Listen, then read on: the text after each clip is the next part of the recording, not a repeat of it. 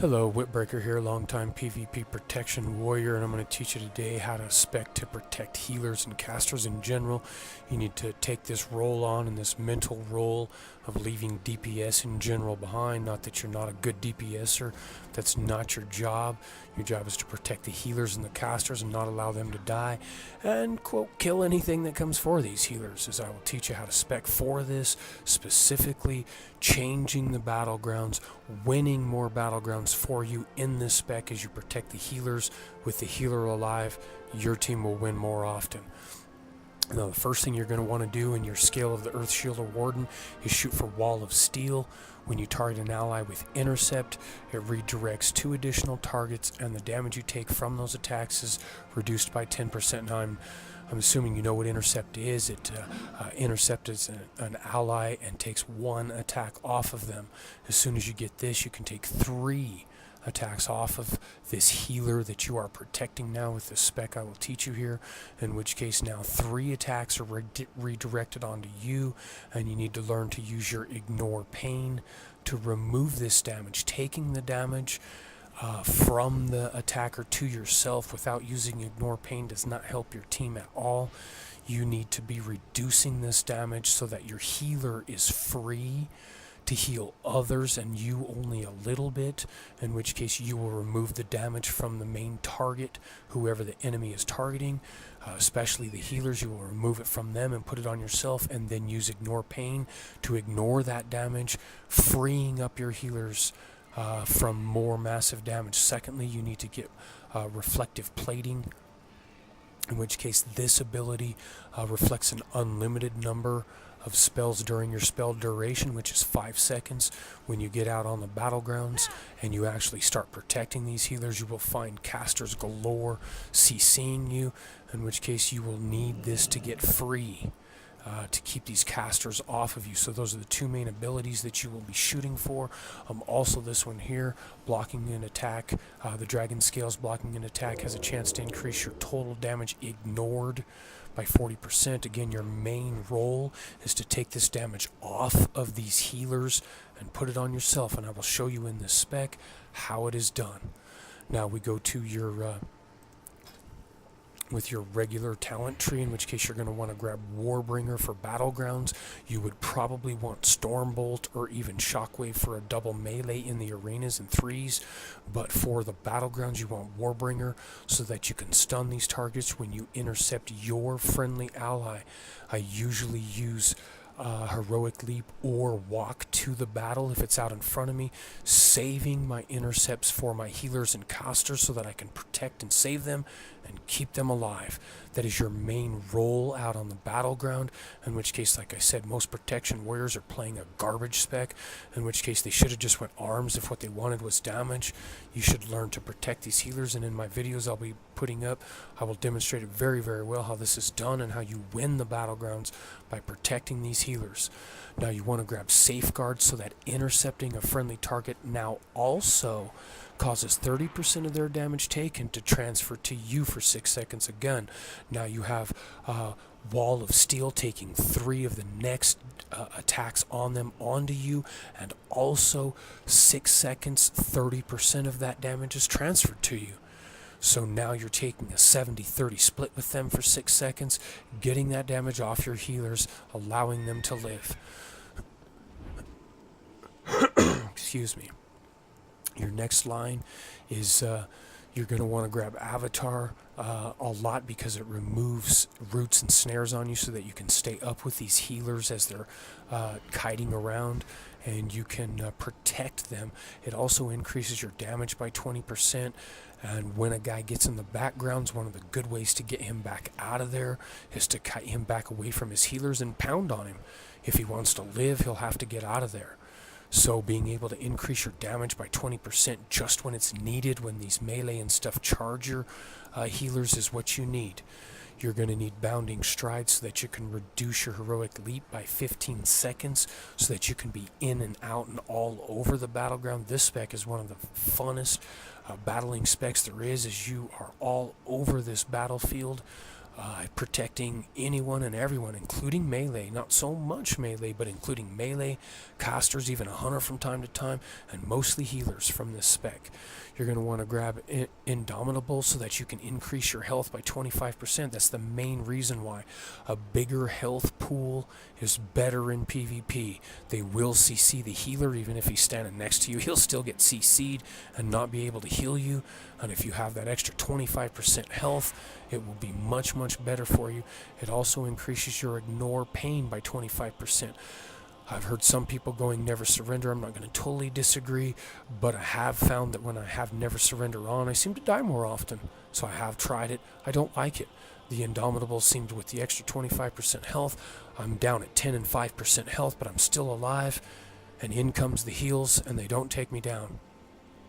Now you're going to want to grab Booming Voice because it generates 60 rage, allowing you to spend all of your rage into your ignore pain when you're in the middle of these battles and they're on these healers and you're taking this damage for them.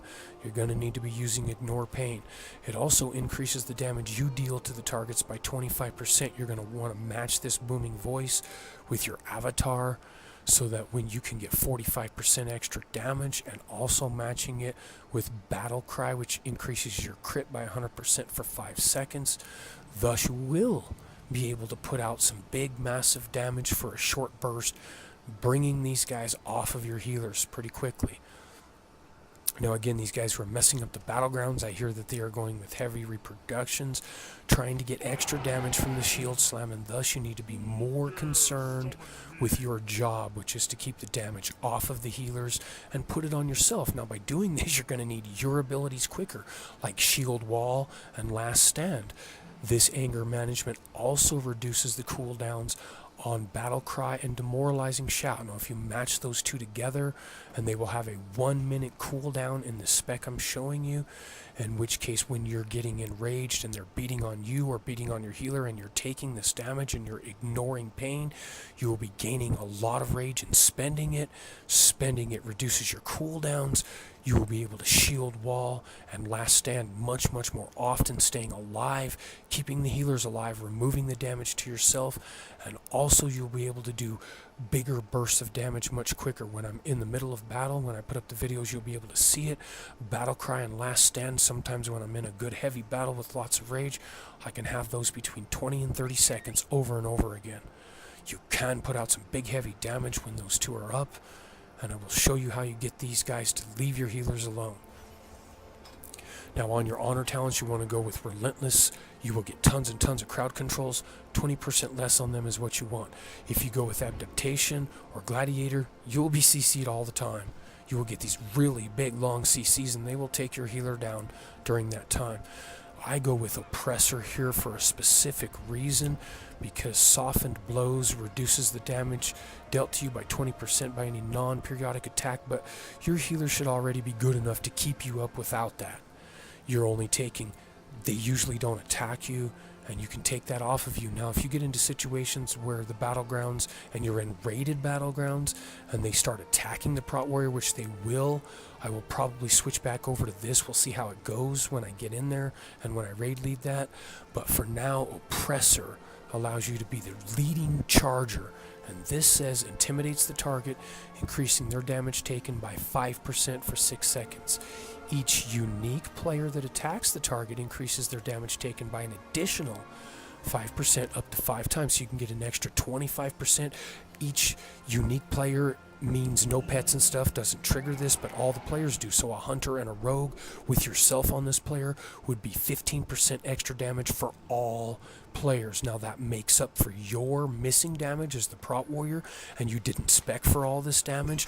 Now that you lead the charge with Oppressor, your other players are doing that damage for you, and you are not gimping the team by not going with damage. You put Oppressor on the main target that charges in, or if there's nobody in your backfield, when you charge and lead the charge, you can put it on that caster or healer that you guys are attacking. And if even up to 4 or 5 players, would be 25% from your warrior, 25% from your hunter. Now these guys already have big massive damage, and this warrior is giving his players an extra 15, 20, 25% depending on how many guys are on him. It is huge. to lead the charge.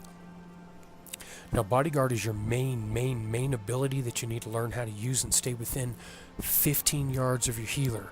If you can, and you're in a random battleground and you want to bodyguard someone, I would spam to them whisper to them and let them know that this ability will be on them and they need to stay within 15 yards of you.